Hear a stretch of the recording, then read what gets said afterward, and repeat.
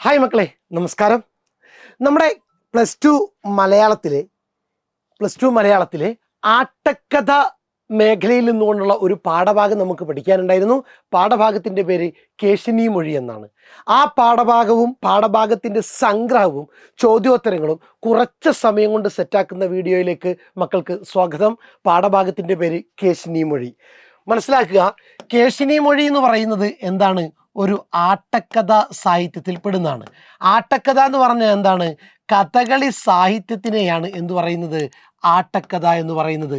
എന്താണോ കഥകളിയിൽ കാണേണ്ടത് അത് എഴുതി വെക്കപ്പെട്ടതിനെ കഥകളി സാഹിത്യം എന്ന് പറയാം. അതിനെ വിളിക്കുന്ന പേര് ആട്ടക്കഥ എന്നാണ്. കഥകളി സാഹിത്യത്തിൽ അല്ലെങ്കിൽ ആട്ടക്കഥാ രചയിതാക്കളിൽ ഏറ്റവും പ്രമുഖനായ എഴുത്തുകാരനാണ് ആര്? ഉണ്ണായി വാര്യർ. ഉണ്ണായി വാര്യരുടെ പ്രസിദ്ധമായിട്ടുള്ള കൃതിയാണ് നളചരിതം ആട്ടക്കഥ. ഉണ്ണായി വാര്യരുടെ പ്രസിദ്ധമായിട്ടുള്ള കൃതിയാണ് നളചരിതം ആട്ടക്കഥ. ഈ നളചരിതം ആട്ടക്കഥയിൽ നിന്നെടുത്ത ഒരു ഭാഗമാണ് കേശിനി മൊഴി എന്ന ഈ പാഠഭാഗം. റെഡിയാണല്ലോ? കേശിനി മൊഴി എന്നുള്ളത് ആട്ടക്കഥാ സാഹിത്യത്തിൽ പെടുന്നതാണ്. കഥകളിയുടെ സാഹിത്യ രൂപത്തിനെയാണ് ആട്ടക്കഥ എന്ന് പറയുന്നത്. പ്രമുഖ ആട്ടക്കഥാ രചയിതാക്കളിൽ ഒരാളാണ് ഉണ്ണായി വാര്യർ. ഉണ്ണായി വാര്യരുടെ പ്രസിദ്ധമായിട്ടുള്ള കൃതിയാണ് നളചരിതം ആട്ടക്കഥ. ആ നളചരിതം ആട്ടക്കഥയിൽ നിന്നെടുത്തതാണ് കേശിനി മൊഴി എന്ന പാഠഭാഗം. സെറ്റ്.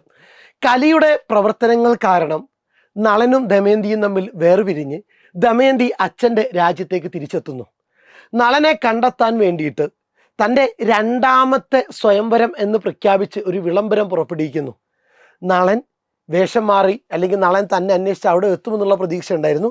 ആ സമയത്താണ് ബാഹുകൻ, ഋതുപർണ രാജാവിൻ്റെ തേരാളിയായിട്ടുള്ള ബാഹുകനെ കണ്ടെത്തുന്നത്.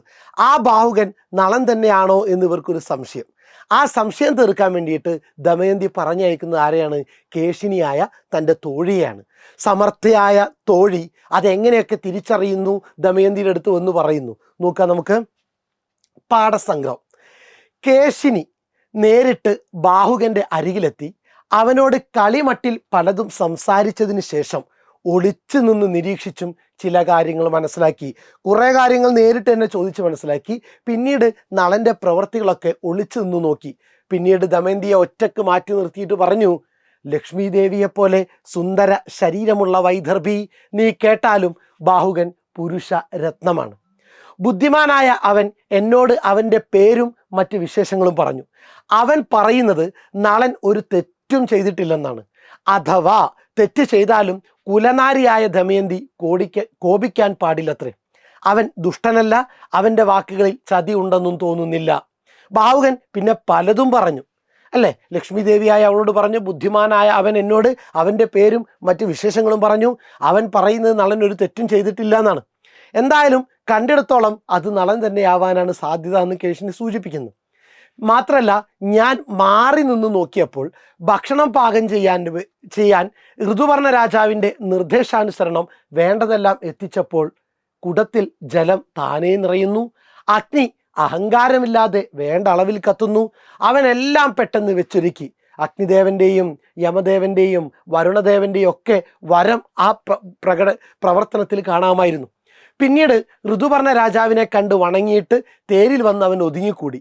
അപ്പോഴാണ് തേരലങ്കരിച്ചിരുന്ന പൂക്കൾ വാടിയിരിക്കുന്നത് കണ്ട് വിഷമിച്ച് അവൻ അവയെ തലോടിയപ്പോൾ അവയെല്ലാം പുതുശോഭയോടെ വിളങ്ങി. കേശിനിയുടെ ഈ വിവരണങ്ങൾ കേട്ടിട്ടാണ് നൈഷധൻ ഇവൻ താൻ ഒരീശലെല്ലമേ നിർണയം. നൈഷധ രാജ്യത്തെ രാജാവ് ഇവൻ തന്നെയാണ്, അതിലെന്തില്ല, ഒരു ഈശലുമില്ല, ഈശൽ സംശയമില്ല, ഞാൻ ഉറപ്പിച്ചു കഴിഞ്ഞു എന്ന് ദമയന്തി ആ തീരുമാനത്തിലേക്ക് എത്തിച്ചേരുന്നത്. സെറ്റാണല്ലോ? ഇതാണ് പാഠഭാഗ സംഗ്രഹം. നോക്കുക ചോദ്യോത്തരം. നളചരിതത്തിൻ്റെ ഭാഷാപരമായ സവിശേഷതകളെക്കുറിച്ച് 4-5 വാക്യത്തിൽ കുറിപ്പെഴുതുക. നളചരിതത്തിൻ്റെ ഭാഷാപരമായ സവിശേഷതകളെക്കുറിച്ച് 4-5 വാക്യത്തിൽ കുറിപ്പെഴുതുക. നളചരിത വ്യാഖ്യാനമായ കാന്താര താരകത്തിൽ നളചരിത ഭാഷയെ വെങ്കല ഭാഷ എന്നാണ് AR രാജവർമ്മ വിശേഷിപ്പിച്ചത്. നളചരിത വ്യാഖ്യാനമായ കാന്താര താരകത്തിൽ നളചരിത ഭാഷയെ വെങ്കല ഭാഷ, പല ഭാഷകളും കൂടിച്ചേർന്ന ഭാഷയായതുകൊണ്ടാണ് വെങ്കല ഭാഷ എന്ന് പറയാൻ കാരണം. സംസ്കൃത മലയാള ഭാഷാ പദങ്ങളെ, സംസ്കൃതവും മലയാളവും ഈ രണ്ട് ഭാഷയിലുള്ള പദങ്ങളെ യാതൊരു വ്യവസ്ഥക്കും വഴങ്ങാതെ കൂട്ടിക്കലർത്തിക്കൊണ്ട് സർഗാത്മകമായൊരു പുതിയ കാവ്യഭാഷ സൃഷ്ടിക്കുകയാണ് ഉണ്ണായി വാര്യർ. ഈ കൃതിക്കകത്ത് സംസ്കൃതവും മലയാളവും നമുക്ക് തിരിച്ചറിയാൻ പറ്റാത്ത രൂപത്തിൽ കൂട്ടിക്കുഴച്ചാണ് ആരുപയോഗിച്ചിരിക്കുന്നത്? ഉണ്ണായി വാര്യർ ഉപയോഗിച്ചിരിക്കുന്നത്. അർത്ഥവും ഭാവവും ഒട്ടും ചോർന്നു പോകാതെ കവിതയുടെ ശബ്ദഭംഗിയും താളഭംഗിയും നിലനിർത്താൻ വാര്യർക്ക് കഴിഞ്ഞത് ഭാഷാപരമായ ഈ താൻ പോരിമ കൊണ്ടാണ്. അങ്ങനെ കൂട്ടിക്കുഴയ്ക്കുമ്പോൾ ഭാഷയ്ക്ക് യാതൊരു തടസ്സങ്ങളുമില്ലാതെ കൃത്യമായിട്ട് അവതരിപ്പിക്കാൻ ഉണ്ണായി വാര്യർക്ക് കഴിഞ്ഞത് ഈ ഭാഷയിലൊക്കെയുള്ള അദ്ദേഹത്തിൻ്റെ അതീവ പാണ്ഡിത്യം കൊണ്ട് തന്നെയാണ്. വാക്കുകളെ എങ്ങനെ മുറിക്കാനും ഏത് ക്രമത്തിൽ അടുക്കാനും തിരിച്ചിടാനും ഉണ്ണായി വാര്യർ മടിച്ചിട്ടില്ല. കവിതയുടെ പ്രാസഭംഗിക്ക് വേണ്ടി ചെയ്ത അത്തരം വിചിത്ര പദപ്രയോഗങ്ങൾ കഥകളി സംഗീതജ്ഞർക്കും ഈ കൃതിയെ പ്രിയങ്കരമാക്കി. സെറ്റാണല്ലോ. എന്താണ് ഭാഷാ പ്രത്യേകതകൾ എന്ന് ചോദിച്ചു കഴിഞ്ഞാൽ ഈ പോയിന്റുകൾ എന്ത് ചെയ്യുക, ഓർമ്മിച്ച് വെക്കുക, നമ്മുടെ ഉത്തരത്തിനകത്തേക്ക് എന്ത് ചെയ്യാം, കൊണ്ടുവന്നേക്കാം. ദെൻ നെക്സ്റ്റ്, ബാഹുകൻ നളൻ തന്നെയാണെന്ന് ദമയന്തിക്ക് ബോധ്യമായത് എങ്ങനെ? നൈഷധനിവൻ താൻ ഒരീശലില്ലമേ നിർണയം എന്ന ആത്മഗതത്തിലേക്ക് ദമയന്തി എത്തിച്ചേരാനിടയായ സാഹചര്യം വിശദീകരിക്കുക 6 മാർക്കിൻ്റെ ചോദ്യമാണ്.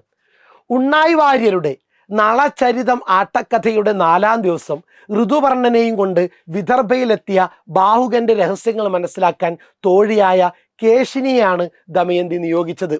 ബുദ്ധിമതിയും സൂക്ഷ്മ നിരീക്ഷണപ്പെടുവുമായ കേശിനി നേരിട്ട് തന്നെ ബാഹുകന്റെ അരികിലെത്തി അവനോട് കളിമട്ടിൽ പലതും സംസാരിച്ചു. ബാഹുകന്റെ പെരുമാറ്റം സൂക്ഷ്മമായി നിരീക്ഷിച്ച കേശിനി ചില ധാരണകളിലെത്തി. ബാഹുകൻ ഉത്തമനായ ബുദ്ധിശാലിയായ പുരുഷനാണ്. അയാൾ ദുഷ്ടനല്ല, അയാളുടെ വാക്കുകളിൽ വഞ്ചനയില്ല. ബാഹുകൻ നളന്റെ പക്ഷം പിടിച്ച് സംസാരിക്കുന്നുണ്ട്. ഈ കണ്ടെത്തലുകൾക്ക് ശേഷം കേശിനി ഒളിച്ചു നിന്ന് ബാഹുകനെ നിരീക്ഷിച്ചു. അപ്പോൾ വിചിത്രമായ ചില കാര്യങ്ങൾ കണ്ടു. ഒന്ന്, പാചകത്തിനായി ബാഹുകൻ കുടം അടുപ്പിൽ വെച്ചപ്പോൾ അതിൽ ജലം തനിയെ നിറയുന്നു, വേണ്ടുവോളം തീ തനിയെ കത്തുന്നു, അതിവേഗം ഭക്ഷണം പാകം ചെയ്യുന്നു. മറ്റൊരു വിചിത്ര കാര്യവും കേശിനി കണ്ടു. നളൻ തലോടിയപ്പോൾ വാടിയ പൂക്കളൊക്കെ പുതുപൂക്കളാകുന്നു. ഈ സവിശേഷതകളെല്ലാം നളദമയന്തി വിവാഹവേദിയിൽ വെച്ച് ഇന്ദ്രൻ, അഗ്നി, വരുണൻ, യമൻ എന്നീ ദേവന്മാർ നളന് നൽകിയ വരങ്ങളുടെ അടയാളമാണെന്ന് തിരിച്ചറിഞ്ഞ കേശിനി ഈ കാര്യങ്ങളെല്ലാം ദമയന്തിയെ അറിയിച്ചു. അപ്പോഴാണ് ബാഹുകൻ നളൻ തന്നെയാണെന്ന് ദമയന്തിക്ക് ബോധ്യമായത്. സെറ്റാണല്ലോ, മറന്നുപോലല്ലോ, ഒന്നുകൂടി കേട്ടു നോക്കിയാൽ മതി കേട്ടോ. ദെൻ നെക്സ്റ്റ്, കേശിനി എന്ന കഥാപാത്രത്തെ നിരൂപണം ചെയ്യുക. കേശിനി എന്ന തോഴി കഥാപാത്രത്തെ നിരൂപണം ചെയ്യുക. വധങ്ങളും പരിണയങ്ങളും നിറഞ്ഞ ആട്ടക്കഥാ സാഹിത്യത്തിൽ ആകെ തിരഞ്ഞാലും വ്യക്തിത്വമുള്ള കഥാപാത്രങ്ങളെ അപൂർവമായേ കണ്ടെത്താനാവൂ, അല്ലേ? കീചകവധം, ഭഗവധം, ഇങ്ങനെ കുറേ സാധനങ്ങൾ, വധങ്ങൾ, കൊലപാതകങ്ങളും പരിണയങ്ങളും, പാർവതി പരിണയം എന്നൊക്കെ പറയുന്ന രീതിയിലുള്ള ആട്ടക്കഥാ സാഹിത്യത്തിൽ ആകെ തിരഞ്ഞാലും കുറച്ച് കഥാപാത്രങ്ങളെ നമുക്ക് കാണാൻ കഴിയും.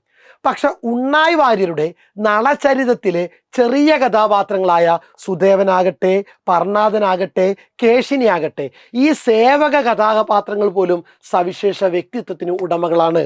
ആദ്യത്തെ പാരഗ്രാഫ് സെറ്റ്. ദെൻ നെക്സ്റ്റ്, ബാഹുകന്റെ രഹസ്യങ്ങൾ അറിയാൻ കേശിനി എന്ന തോഴിയെയാണ് ദമയന്തി നിയോഗിച്ചത്. 2ാം വിവാഹം എന്ന രഹസ്യ സന്ദേശം അയച്ച് ബാഹുകൻ വിദർഭയിലെത്താൻ സാഹചര്യം ഒരുക്കിയതുൾപ്പെടെ ദമയന്തിയുടെ രഹസ്യ നീക്കങ്ങൾ അറിയുന്നവളാണ് കേശിനി. അവളുടെ ബുദ്ധിശക്തിയിലും ആത്മാർത്ഥതയിലും രഹസ്യം സൂക്ഷിക്കാനുള്ള കഴിവിലും ഒട്ടും ശങ്കയില്ലാത്തത് കൊണ്ടാണ് ഈ ദൗത്യവും കേശിനിയെ ഏൽപ്പിക്കുന്നത്. കേശിനിയുടെ ബുദ്ധിശക്തി, ആത്മാർത്ഥത, രഹസ്യം സൂക്ഷിക്കാനുള്ള കഴിവ്, ഇതിൽ ആർക്ക് സംശയമില്ല? ദമയന്തിക്ക് സംശയമില്ലാത്തതുകൊണ്ടാണ് ഈ വിവരം ആരെ ഏൽപ്പിച്ചത്? കേശിനിയെ ഏൽപ്പിച്ചത്.